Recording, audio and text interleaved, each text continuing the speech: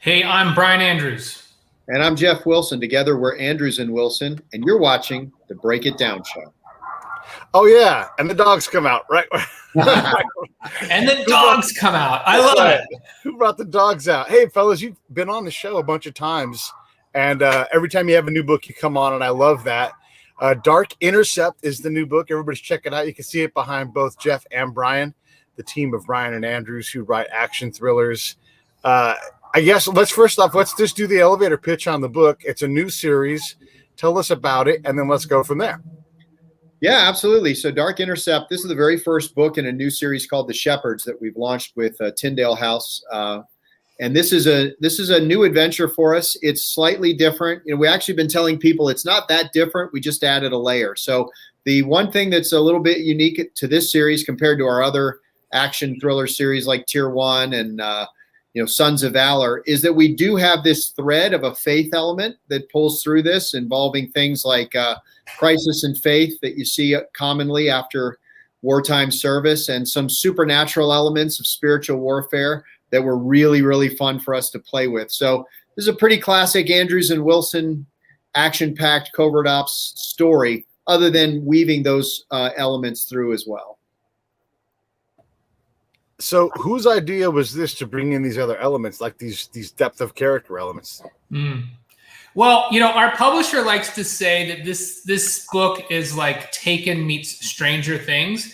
And so I like that. It kind of does encapsulate, like Jeff said, it's not a divergent from what we've done before, but it does have these additional layers. So we have Sarah Beth, who is a 12-year-old point of view character. That's the first time we've written in a young person's point of view.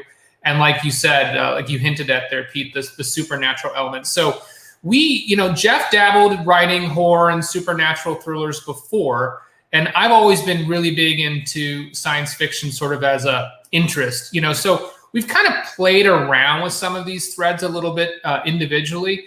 And it just felt like a natural fit for us to incorporate them into this story. And we had a lot of fun doing it too.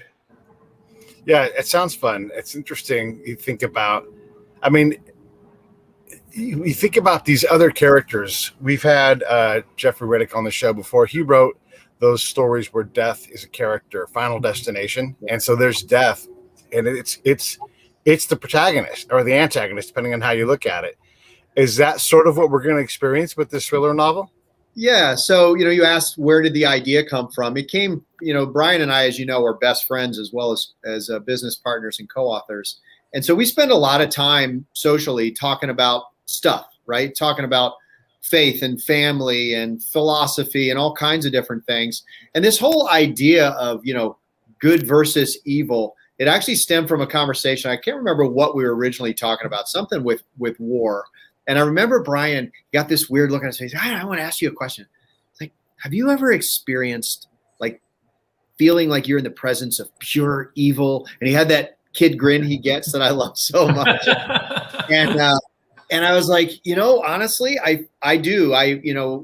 Overseas during a deployment, I can tell you there have been times where I felt like, this is beyond just bad people. This is what I'm experiencing here. This is real evil. And so the idea of running that thread of good versus evil into a book, what does that mean? What is good? What is evil? How do those forces play out in the lives of ordinary men and women?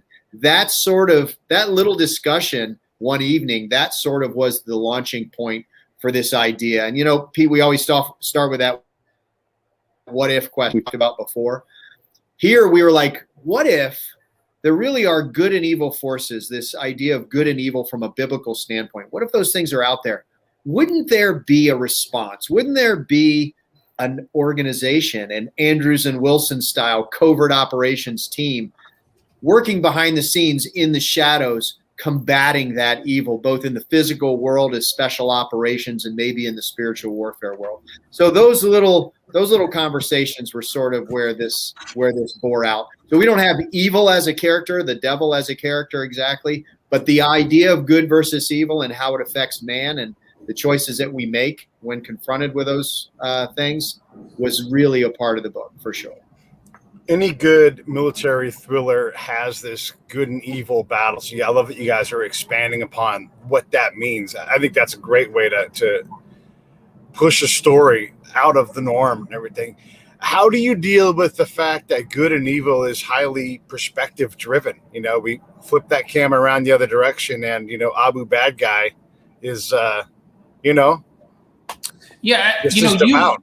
you've read like our Sons of Valor, series, and that's something that we took great pride in with Tier 1 and Sons of Valor, is that we really try to put you into the shoes of the antagonist, walk a mile in the antagonist's shoes, maybe get some perspective on how he or she ended up in the place that they are. And so we always like to do that, and you're embedded in these antagonists' lives longitudinally as the series advance.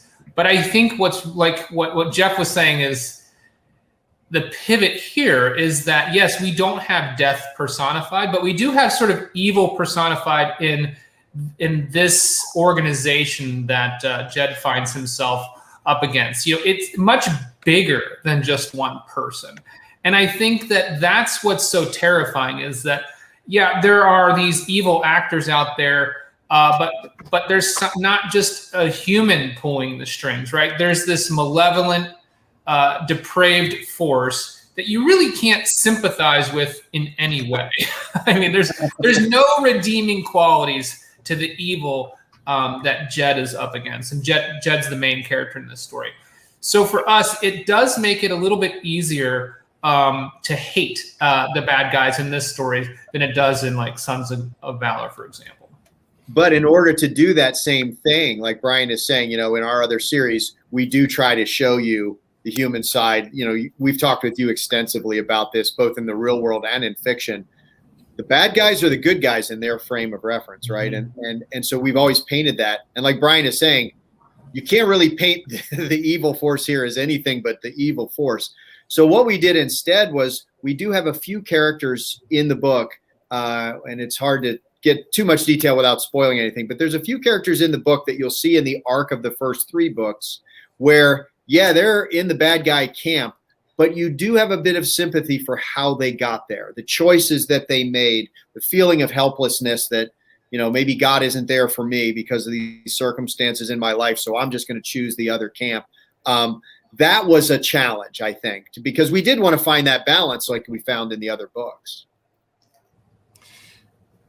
Some of these, so I've spoken to evil face to face. That was part of my job, right, when I was doing the counterintelligence thing. And you have to find the evil people because they are your protagonist in real life, or antagonist, depending on how you look at it. Once again, so you go out and you find that guy and you're talking to him, and they've killed babies on command and become used to killing babies and women and anybody else, and they're beyond a thug. They really are evil, and there's no going back. There's no Darth Vader moment where they're saved, but these people exist.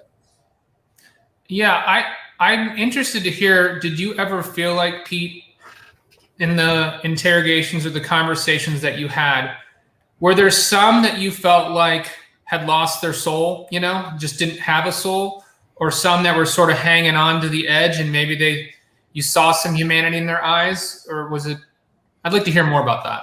Yeah, no worries. Glad to explain it.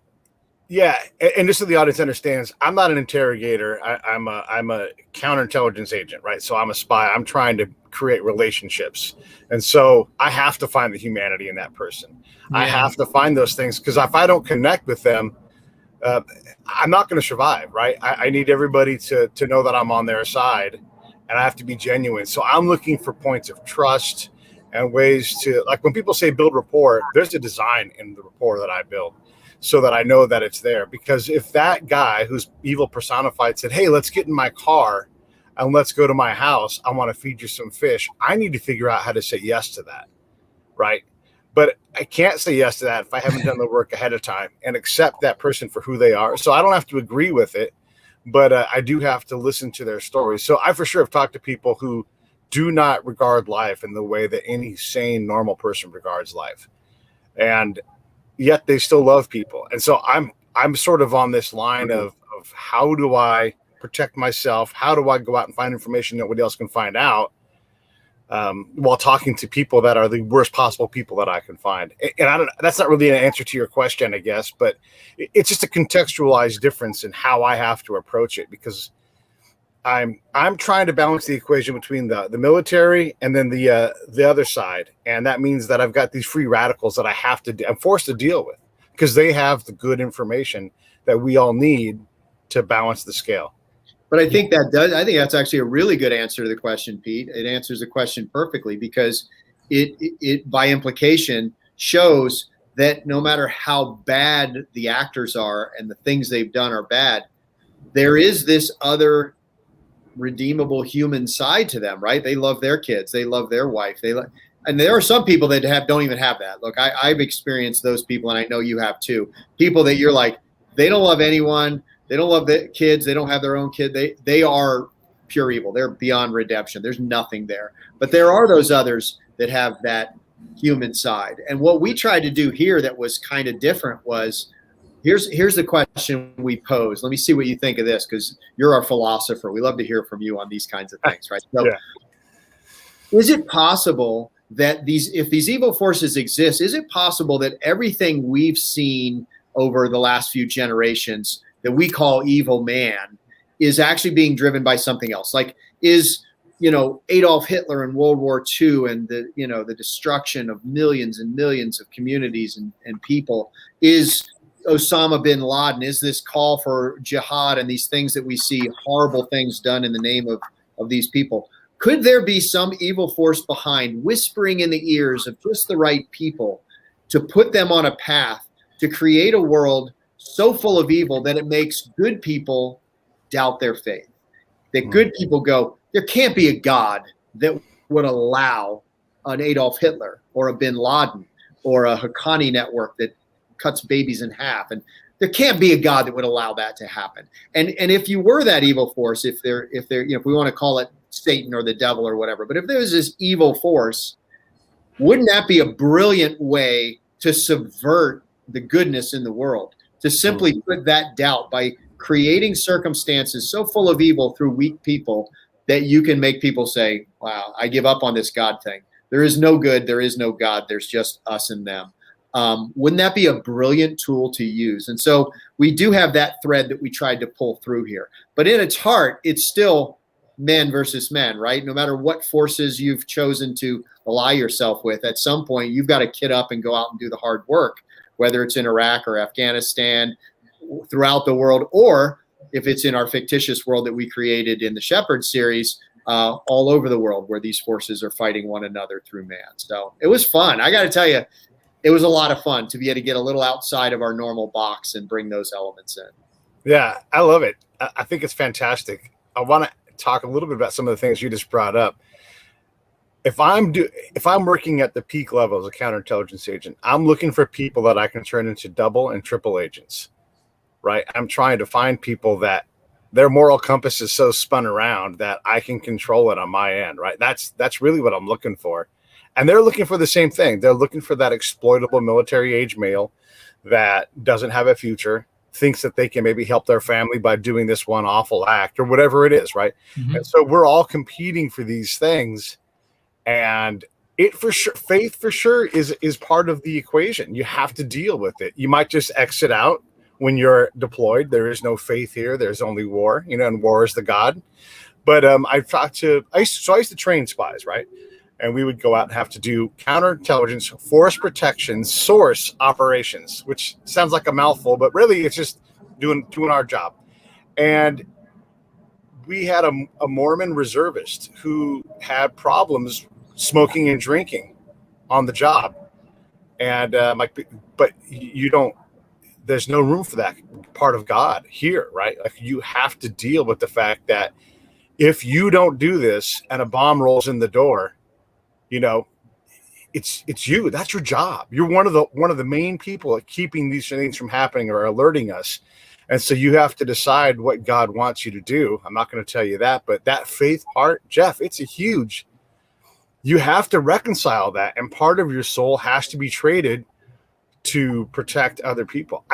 You've got to be willing to do it. Maybe you can protect your soul in other ways, but there is a reckoning that comes with that. You know, when I was listening to you, I was thinking about, when Jeff was talking to us, thinking about, you know, what if you look at evil as using like a virus metaphor? We've even talked, you know, we're all been through this pandemic, you know, can you get infected by it? And is there a way to inoculate yourself from evil, you know? And it sort of does spread like that, you know, when you get exposed to it, when you're in this environment where you're surrounded by it, immersed in it, I think it's hard not for it to seep in. And that's probably what happens to a lot of folks is you start to become infected by it, and you have to find a way to purge it out of your body and reset that moral compass, because we all can drift, and maybe we're drifting so slowly that we're not aware of it. Yeah, another way to think of it, Brian, is instead of looking at it as a treatment for the infection, I like you use the word inoculation like a vaccine, right? Yeah. I'm not going to get into anything controversial here, but is there a way to vaccinate yourself against that evil so you never get that infection? And we talk about that a little bit in the book, not directly, not in these terms, but this whole idea of preparing yourself for battle with these dark forces. You know, there's scripture that talks about putting on the armor of God. Well, what does that mean? You know, the armor of God is not your kit and your plate carrier and your extra magazines and your SOPMOD M4.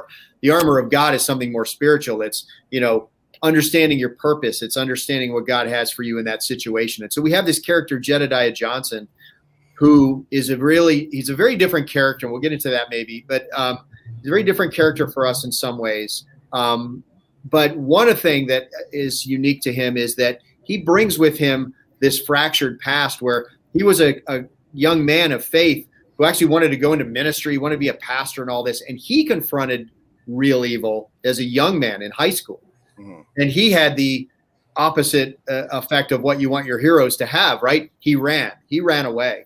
He ran away from his home, from his girlfriend, from his family, from, you know, the ministry, from his faith. And he found his way to the military, wound up becoming a Navy SEAL, and operated as an operator. He was at the top of his game, but he was still a broken man because he had run from these things, right? What is the way to inoculate yourself from that? How do you prepare yourself to face evil, especially in the military? If you're going to these places where there's some evil shit out there, how do you arm yourself? What does that mean to put on the armor of God to protect yourself? And so that's something that our character, Jedidiah Johnson, needs to learn in the arc of the book. He has to confront this past, these mistakes and these regrets, but more importantly, he has to learn from it to protect himself and prepare himself for what lies ahead so that he can save this young, innocent girl who has been captured and is in real danger, both physically and spiritually. So it's a really cool thing to be able to, you know, we've talked with you about these things, but to put them in a book and keep that action element, that was a challenge, but it was super fun, really fun. Yeah, it's neat. And then I guess you can continue to crack this, right, as you go along, because faith is often a struggle. I mean, part of the reason why you run from it is because you don't think you're prepared for it. And look, we got people running from inoculations right now, right, that are terrified. And at some point, they get brought towards a decision point. And then that also brings out the philosopher in me. And I wonder, you know, our two big competing faiths are Christianity and Islam, right? And there's no derogatory anything in any of this. This is just like these are competing ideals. And at their core, Christianity is based on faith. And Islam is based on surrender. You have to surrender to God's will, right? Whereas we look at on the Christian side of it, you know, you have to believe in God's love, as an example, right? And so what if you're wired to be more of a surrenderer than a person of faith, and you don't know that, and your part of your struggle is to find your spiritual home, and it doesn't have to be in the Islam dojo; it can be somewhere else. But that also is part of it, to find that that the right kind of inoculation for the person you are, you know, to get epigenetical about it and whatnot. No, but that's right. It's personal, right? It's and that's the difference between faith and religion, I think. The people that get in trouble are the people that try to find the right religion. Religion is a man-made construct. You know, we take what we believe and then we build this enormous institution around it. But at its heart, faith is about relationship, right? It's about forming a relationship with God. It's about forming relationship with fellow believers based on a philosophy, based on a belief, but it's relationship based rather than rules and institution based. And so one way you can separate yourself from the horror that is making those decisions of aligning yourself with a camp is to take the camp out of the equation altogether. Get on your knees and figure out, what do I believe, and be in relationship. And then it is a form of surrender too, right? On the Christian side, you have to surrender to that belief and to that relationship. So I think that's where we get in trouble as men, is we institutionalize it. We take a God, we put him in a box, and we create our own bizarro world institution around him. And he's the whole time in the box going, wait a minute, I just want to be your friend. I just want to hang out with you. I didn't want all this. And so, and then you see what's been done in the name of God throughout the history of mankind. None of that was God. That's us. That's us jacking it up, right? Don't you think? Yeah. Well, and I mean, I do think, but I think there's more there too, because, and I'm going to absolutely screw up the Yazidi faith, but they are looked at as being like devil worshippers, right? And what they see is that Satan is not a fallen angel, but someone who fell, had a fight, they had to sort things out. And God's like, listen, I'm all forgiving, all loving. You're back in the family again. And here is your job, because I'm a big old softy. I just want everybody to, have love and, plenty of fruit on the tree, but I need some contention. I need people to have to walk this walk. And so I need you to go cut babies in half or whatever. Right. And so you need this, it's the yin to God's yang in a lot of ways. And so we need this character. Yeah. I think that people strive for purpose. And I think that, the scenario you're describing is, when you have charisma, you can be a messed up leader, but if you have charisma and you're giving people some tools to empower themselves or feel empowered and have some purpose, even if that purpose is maniacal, there are some people that are going to lap that up, and that's what they need, And I think, Jeff and I sort of, when we approach these stories, I don't know how much is intentional, but there certainly is the zeitgeist, that goes into, is this a book for the times? And I feel like you look at, we're in the age of the pandemic, the age of misinformation, disinformation, the age of, conflict and despair, and if you're in a position where you don't know what the truth is, you're feeling helpless, you're feeling lack of hope, that's when evil can creep in, right? Despair, take away hope, misinformation, what is truth, lack of purpose, then you become very vulnerable. And like Jeff said, our character Jed realizes, I need to find my purpose. And if you have purpose, then you can stand up against these forces. You have this candle that you can navigate the dark. Without purpose, it's pretty tough. Yeah. I think purpose is one of the things that us veterans, that we need post-service, so that we can have that candle on in the dark room. Otherwise, it gets awfully dark and terrifying without, I like to promote, like Save the Brave and being in service of others. If you go out and you bend your back and you work hard and you do some charity in a hard way, the Team Rubicon guys are another great example. Go swing a chainsaw out in a place that's been ravaged by a tsunami or a hurricane, and it's a little hard to feel sorry for yourself. You're too damn busy trying to make the world a slightly better, a less crappy place than it was 5 minutes before you got there. That's right. That's right. And it's Rubicon's a good example. Chad Robishaw's organization, Mighty Oaks, same exact thing. Mm-hmm. And there's a number of them. I'm going to forget some and I'll feel bad later. But there's a number of organizations that realize that struggling veterans after transition to civilian life, one of the things, like you're alluding to, that really makes them struggle is that not just lack of purpose, but lack of camaraderie, lack of, in the military and in the paramilitary organizations, there's a camaraderie of shared purpose, of mission and team before self that just simply can't be replicated in the civilian world not to that level, but it can be found there. And so what Mighty Oak, what Rubicon does, what those organizations do is they try to ease that transition by giving that purpose. And so they do, for Chad's group, Mighty Oaks, they do actual mission work. Like they go and, like you're saying, swing an axe, work a chainsaw, build a house, help people after a disaster. And what they find is that gets those guys, like you're saying, to that point where they find themselves again. They find themselves in that purpose, and now they're ready for that transition. And so that transition from military to civilian is abrupt, especially in wartime. It's abrupt and jarring and disorienting. And one of the things we tried so hard, as you know, to do with our brand is to reach out to people like that. There's not a lot we can do as writers, but we can connect people. We can be a community for people, and we can help them realize that when you leave the military, you didn't leave your team, because guess what? They're out there still. They've left the military. They're running a small business, or they're in medical school going to become a doctor, or they're in business school. They're out there doing some of the things that you want to do, and you can connect with those people, and we can lift each other up. We can mentor each other, and we can form a network of support and find that shared purpose and community again. And right now, with everything that's going on, and the withdrawal from Afghanistan, a lot of Afghanistan veterans are feeling like, what was it all for? Now more than ever, that's what we need. We need to be in community with each other and lift each other up and find purpose for one another. I think that I can't overstate how important that is. And that's why you've noticed recently, we're reaching out and saying, hey, reach out to us. We're not the answer to your problem, but we might have a connection to somebody that could be the answer to your problem. If nothing else, we can be on social media together. We can email each other. We can talk to you on the phone. We can help you figure out where you're headed and know that there's other guys just like you going in that same direction.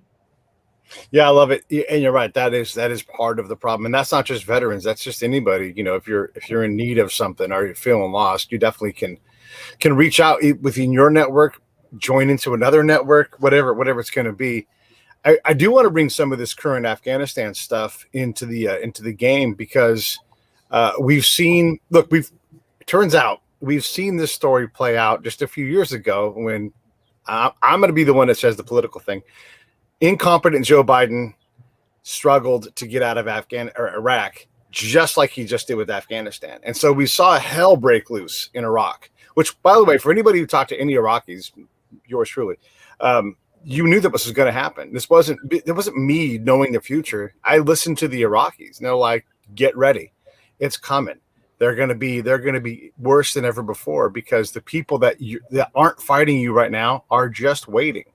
And so as an author, you guys are about to have a whole lot of potential craziness to write to, because we are, in a lot of ways, we are the great Satan. We are the one bringing all this damage and harm, because we can't get our stuff together. So how does this help you guys in terms of, look, you don't want any kind of human suffering, but it's not going to stop because you guys write a book or don't write a book. It's going to keep happening. But what are your guys' thoughts? Are I would hate to say like the reins are off, because ISIS was horrible. ISIS continues to be horrible. Haqqani, Boko Haram, these are horrible organizations, and they provide you guys with a lot of potential ideas. Yeah, well, for sure, the withdrawal from Afghanistan does not end the terror threat, right? And so for our guys in Sons of Valor and the Tier 1 series, there's going to be much work to do, just like there's going to be much work to do in the real world of covert operations and stuff like that. I do think that it's, as you know, Brian and I work very hard to be politically agnostic and nonpartisan, because we think it's important. We think the country's divided enough. Like, I certainly have my opinions, and you have yours, and Brian has his, and we can get into that. But all we're going to do is repeat something that's already been said by somebody else, right? And what it does is it further divides us at a time when we desperately need something that brings us together. So here's what can bring us together. We can all come together and say, you know what? No matter who you voted for, no matter who what policy you think, whatever you think would be the best way to handle this, that, or the other, we're in the best country in the world. And, my neighbor, whoever he voted for, is a hell of a lot better than the Taliban. Brian said that on an interview recently. I was like, that really resonated with me. It's like, we have come to hate our neighbors for how they vote more than we hate the Taliban. Like, that's insane, right? But what I will say in broad terms that I think everyone can relate to is there's plenty of blame to go around. All of this stuff has been built up over 4 administrations and, on both sides of the aisle. And so there's certainly plenty of blame to go around. But what I think we can all agree on as military and paramilitary and contractors and all that stuff, which we represent all of those things here, right, is this. This is what happens when the government exceeds its role in military operations. When the government says, here is a cause worth sending our sons and daughters to battle for. Here's your objective, military man. Make this happen. And he allows the subject matter experts to do what they do. The military, the intelligence community, the paramilitary organizations, they say, do what you need to do to achieve this objective. Then things usually turn out pretty well, because we have an incredible intelligence community. We have an incredible military. But when the government and the political forces say, here's what we want you to do, here's the goal, here's how we want you to do it, here's when we want you to do it, we don't want you to hurt these people, but when they put a lot of rules and regulations and try to micromanage the execution of military operations when they have no background in that, this is what happens. What we're seeing now is the result of overreach by the government trying to micromanage a military that is the best in the world and can handle itself quite well and achieve objectives. And so that's about as political as we ever get. And I think it indicts everybody. It's really not about us versus them. It's about us as Americans coming together and saying, what are our goals? And then help us get them done. And let's stop fighting with each other. There's plenty of enemy out there that we can be focused on. And I think I think that Jeff summed it up brilliantly, and I agree with everything he said. And my only 2 cents is I think there's this strange compulsion these days to, sort of let's blame the police for the criminal that commits the crime. Like don't blame the military for the Taliban's bad ideology and actions and atrocities, right? So while we were there, we're keeping the peace and law and order. We've been there 20 years. So if we had left at year 10, they would have been ready for us to leave. And year 20, they're ready for us to leave. If we had stayed another 5, they'd still be waiting and ready for us to leave. So bar exterminating, barring genocide, wiping out every single Taliban person imaginable, they're just biding their time. And so, the exit was not executed brilliantly. We all agree on that, like Jeff said. But I think we need to also remember that, the bad actors are the bad actors. They're the ones who are committing. If there was no Taliban, our exit would have left the country on an upward trajectory. They're the ones that dragged it back down, not us. Yeah, fair enough. Let's get into the story aspect, though, because now we have Taliban saying, hey, our new franchise for terror is open here at Bagram Airfield. Come on down and we'll get you some training. We've got plenty of weapons and stuff to practice up on. That has got to open up Pandora's box in terms of stories and possibilities. I mean, for right now, the Taliban is a very wealthy army. Good luck keeping those helicopters in the air, that kind of thing. But oh my gosh, there's so many opportunities for things to cook up, and you guys can put your brains to work on that. Are you guys excited about that part of the writing process? Having this massive story engine just churning. Yeah, I mean, I think it's obviously it's limitless, but I think it was before, because here's the thing. Yeah, whatever the Taliban has now monetarily, and they've got weapons they shouldn't have. We all agree on that. There's nobody out there saying we're glad they have helicopters, and we're not horrified by watching film clips where they're all walking around with SOTMOD M4s and night vision goggles and our uniforms. It's a horror show, obviously. But here's the thing that is the same while it's different, and that is it's the ideology that has been empowered more than whether they have this weapon or that. They can kill me with an AK-47. They can kill me with Bob's M4. They both wind up with me dead, and it's horrible, right? So what I worry about more than the materials and the money, which will dry up, what I worry about is the them claiming a victory, them claiming a religious victory, them saying, see, Allah was on our side. The evil Americans are gone. And what does that do for their recruitment? What does that do for their ability to extend their tentacles and facilitate the tentacles of Al-Qaeda and Boko Haram and ISIS and Haqqani and all these bad players? are they going to be emboldened? So I'm not worried as much about what's going to happen in terms of our national security in Afghanistan. I'm worried about how will these people now be emboldened to take this battle to Europe, to try to take it back to the United States, to some of our other allied partners in the Pacific, et cetera. We've seen those terror organizations growing there already. As a writer, and I know that's what you want to talk about, is how does it affect the storytelling? You're right. That's rich fodder.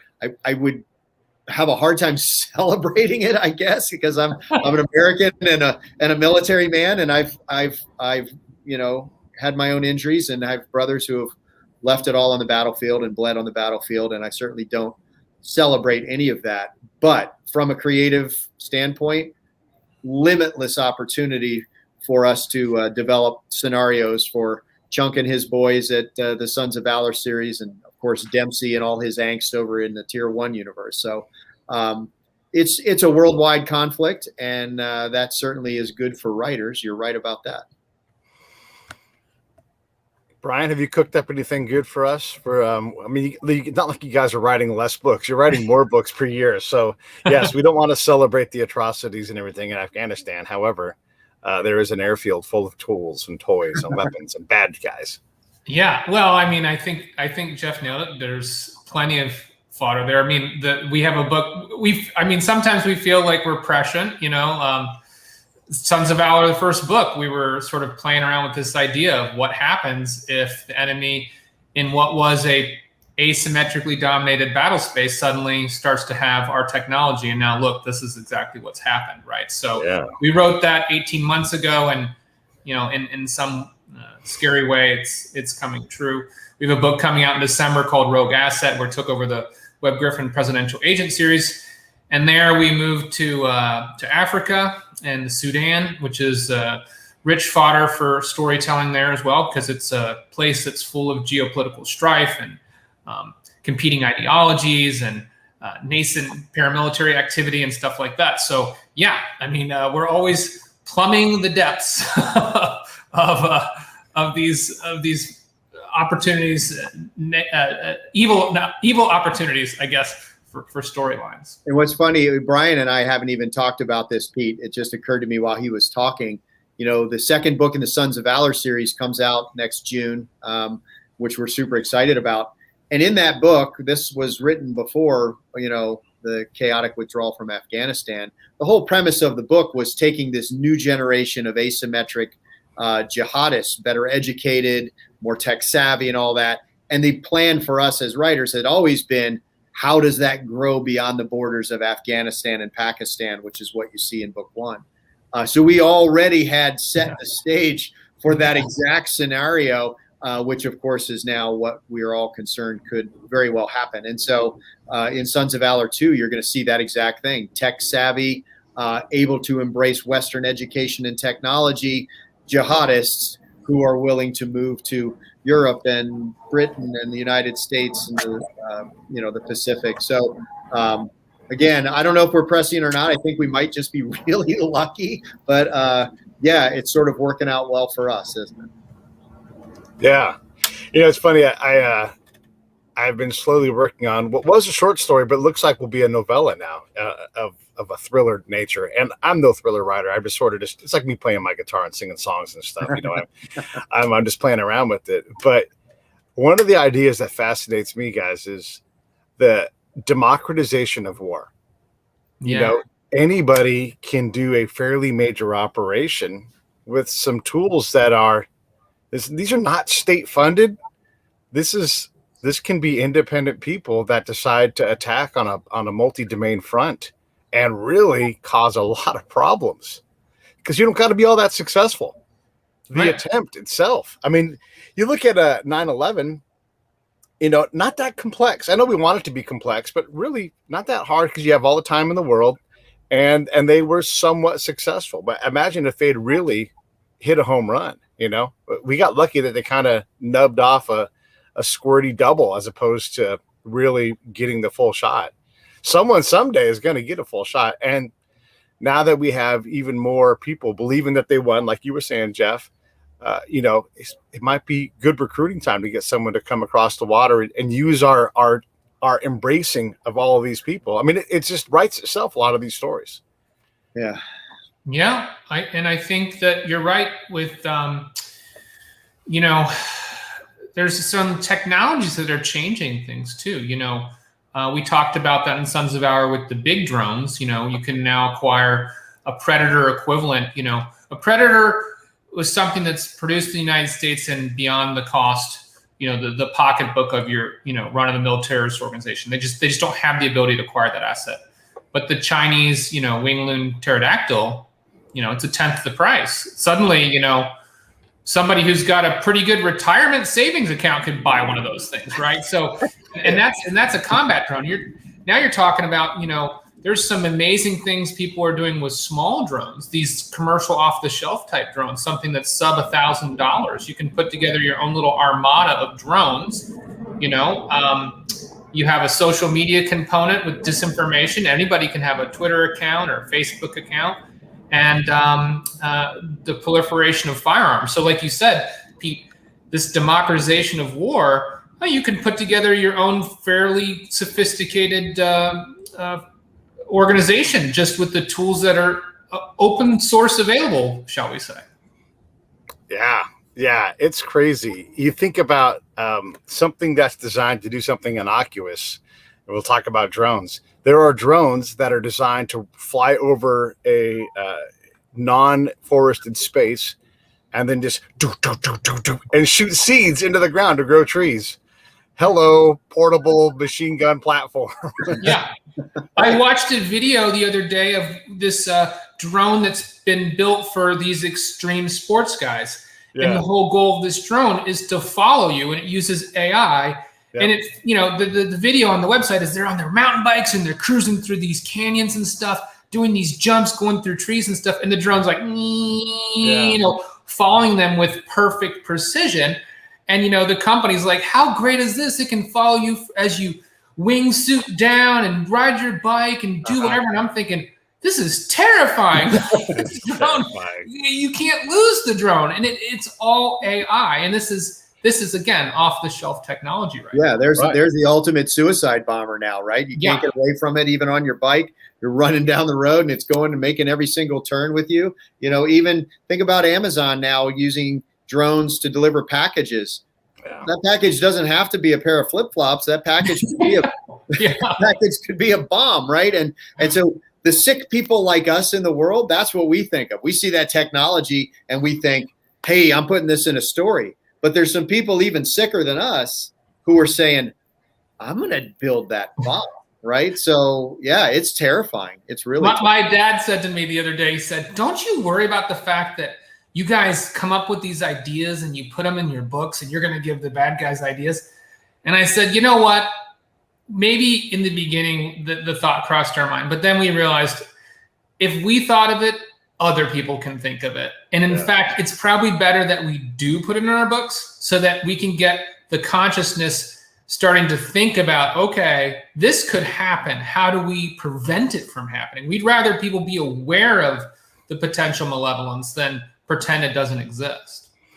You think about what does it take to destabilize the U.S.? And I would say we're definitely less stable now than we were 20 years ago. And maybe that's some Regency bias, whatever. But if I was to plan, and I thought about I would love to do like a series of shows and grab like you guys and some, special operators and be like, what's the most terrifying thing you can think of that's completely plausible? And just start telling those stories on the show. And it's not hard to, again, do very small things that aren't even designed to do anything. Imagine, guys, if you can, if you had enough people, and it's not very many people, and you just went and left an oily bag at every major airport in the United States over the course of 10 days. Just an oily bag. They would freak out, and you'd be like, what is going on? Remember how badly we freaked out about the clown thing? And everybody's like, there's clowns everywhere. And it was just like a bunch of hoaxes. And it freaked people out. No, you don't understand. They were killing people. Were they? Were they really? I mean, in any kind of significant way, no. It was just people wore clown costumes and it became something, and people lost their damn minds over clowns. Right? Yeah, that would be an awesome show. Count us in. That would be, first of all, we're pirating ideas for books, but secondly, your listeners would love that. And like Brian said, we don't worry really. We've had this conversation. We don't worry about giving bad guys ideas. Yeah. We pride ourselves that we're getting good ideas into the consciousness, and people will learn how to defend themselves. The government and agencies will learn perhaps, oh, I didn't think about that. Let's make sure we can defend against that. So that would be a really good show, dude. You should totally do it. Yeah, do a whole series of it. Like, what's the most terrifying plausible thing that can happen right now? Yeah, and you're right. The conversation is important, because if we don't have them, who is going to have them? Well, the bad guys are going to be the only ones having them. And institutions don't move fast enough. That's why they hired guys like you guys. Do you recall before the Munich massacre at the Olympics? They had a threat analysis guy, and he's like, you could have some Palestinians who kidnap some Israelis, and like he exactly predicted the operation, and it's so crazy that these things exist. Let's talk a little bit about Webb Griffin and what you guys are doing, what you got coming up next. Yeah, go ahead, Brian. Oh, I kind of already gave a little primer on it. But everyone who's been a thriller reader knows about Webb Griffin. I mean, he's written 50, 60 novels, just an iconic, sort of groundbreaking author in the space. Passed away, I think, a year and a half ago now. And one of his most famous and interesting series was The Presidential Agent, which follows Charlie Castile. And he's sort of kind of like a lone wolf guy with his occasional team who goes out and takes on the most impossible problems ordered directly from the President of the United States.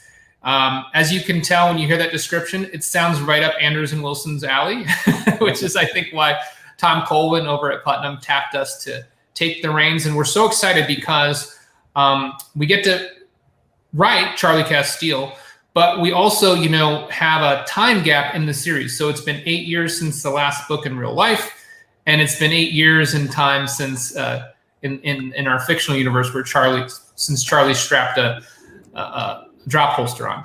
So I'll pass the reins back to Jeff so he can tell you a little bit more about it. But that's where we pick up with Charlie's 8 years later. And that was cool because it made it easier for us. I will tell you, if you have to write the next story that picks up, 2 days later, that's a lot of challenge. But because there's some time gap, 8 years, there's a new, one or two new presidencies have occurred and the geopolitics have changed. Castile in our world has retired, but is called out of retirement to bring the presidential agent program back. But what it gave us was an opportunity to introduce some new characters into the series, right? So, Charlie has got a lot of fight left in him for sure. Any fans of him don't need to worry. He's in the fight.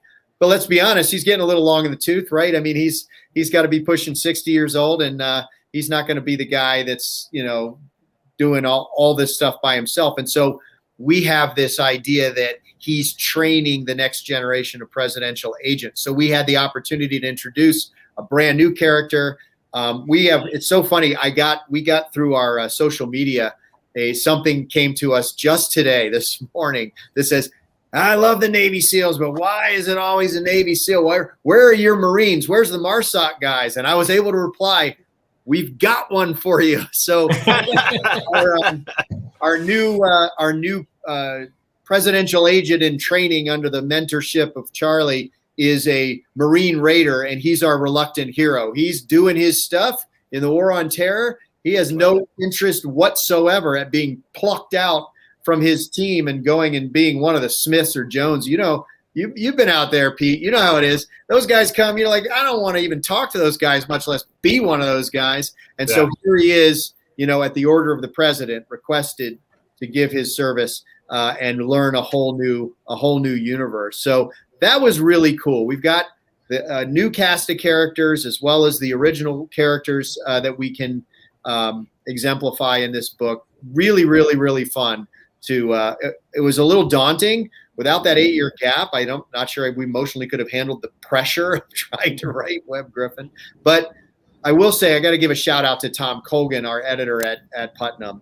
The best thing he did for us was early on when he saw us ruminating about the pressure of writing in the iconic Webb Griffin space. He said, "Listen, guys, we didn't hire you to write Webb Griffin. no one can do that. There's only one, and he writes the way he writes.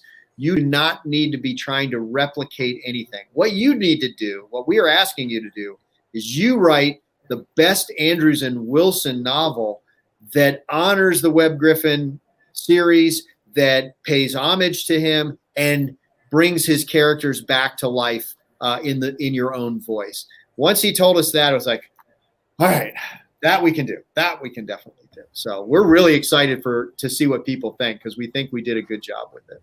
Oh, I know you guys did a good job. Come on. There's no way. So that book is done, and we're coming out in December. Is that right? Or are you guys not quite done? Yep. It's done and ready to go. Let me ask you, and I want to ask this carefully because I don't want to be too prying, but you guys have your own successful brand, Andrews and Wilson, and now you're writing Webb Griffin. It must be worth your while to write for Webb Griffin, because otherwise you would just write another Andrews and Wilson book, right? So is it better for the Andrews and Wilson brand that you guys do this, or is this more fun, or is this stability and payday? How do you guys describe this choice to write for somebody else? Because you guys definitely have your own stuff. I know you can just cook up another universe like right now, So what makes you want to do this when you have such a successful brand already? I mean, I think it's a multifaceted question.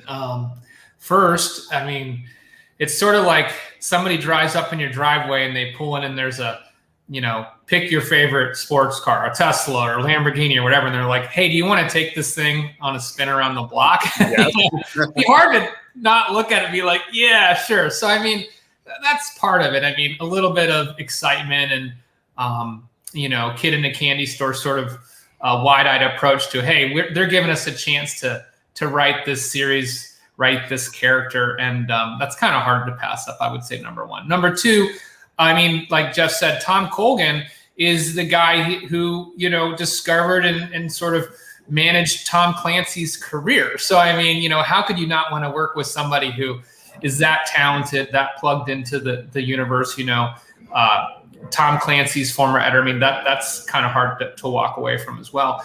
And then I think the third thing is, for us, our brand has been primarily in the audio and digital spaces. And we just wanted this opportunity to have discovery for more readers. I mean, Webb Griffin books are in the airports and the Costco's and the like. So, it's great if we can introduce a whole new, group of readers to, hey, you love Webb Griffin. Let's see if you like what we've done with the series. But, when you get done with this book, check out some of our other stuff, the Tier 1, the Sons of Hour, the Dark Intercept, and see what you think. I love it.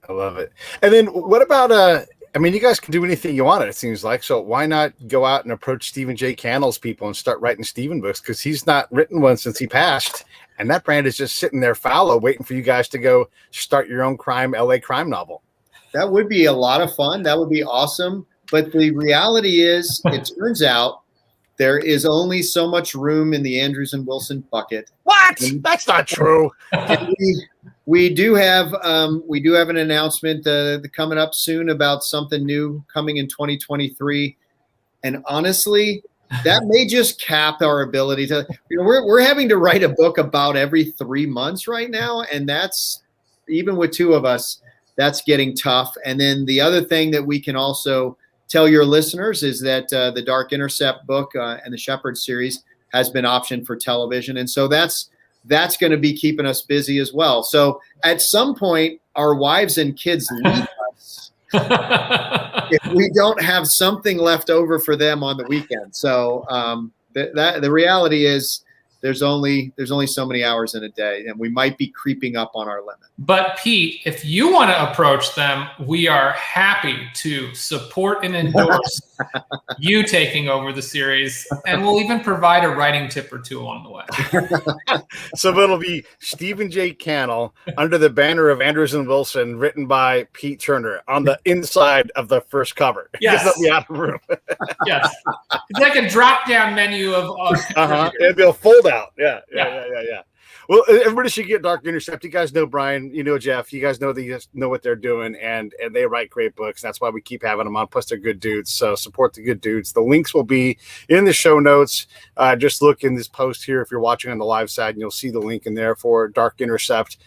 another book coming out in a couple of months, which means they're going to be back in a couple of months talking about their Webb Griffin book. And yeah, as much as you guys work writing them, it's a lot of work to keep up, with you guys, which is great. I mean, I love it. I love sitting on my rower and listening to books from my friends that they write them. I just think it's the best thing. Anything in closing, Brian and or Jeff? Yeah, first of all, please come to our website and sign up for our mailing list. We don't spam, but it's a great way to just stay up to date on our news and new releases. And also there's special deals and stuff like that. And then please, if you haven't already, follow us on social media. Our Instagram account is Andrews and Wilson, or B Andrews J Wilson on Twitter. It's just another way for us to stay in touch. It's getting harder and harder to do it because we have so many moving parts now. So that's why we're encouraging people to try to follow us and get the information that way. And of course, always glad to be on your show, Pete, and help get the word out that way. Thanks so much, brother. We really appreciate it. All right, stand by. Let me run this clip. Hold on. Hey, thanks for watching the show. I really appreciate it. Right here, you can subscribe. Please do that. It makes the show grow. Hit that notification bell so you know which incredible guest is coming up next. Down below is the PayPal link. You can put a small subscription in. That is an enormous help. All that money goes right back into the show. And then right up over here are the next episodes you should listen to, curated by yours truly. Thank you so much for watching the Break